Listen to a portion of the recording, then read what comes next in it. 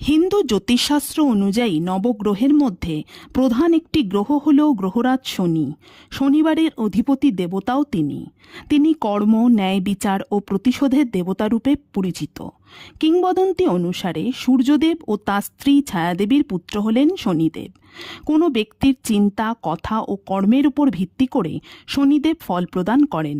জ্যোতিষশাস্ত্র অনুযায়ী যে গ্রহটিকে সাধারণ মানুষ সবথেকে বেশি ভয় করেন সেই গ্রহটি হল শনি।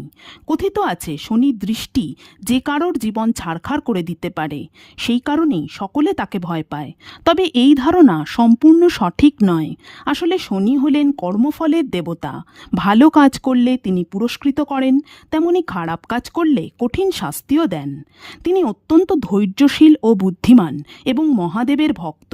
মহাদেবের কাছ থেকে তিনি বক্র দৃষ্টির বর পেয়েছিলেন, যা ব্যক্তিকে সঠিক পথে পরিচালিত করে।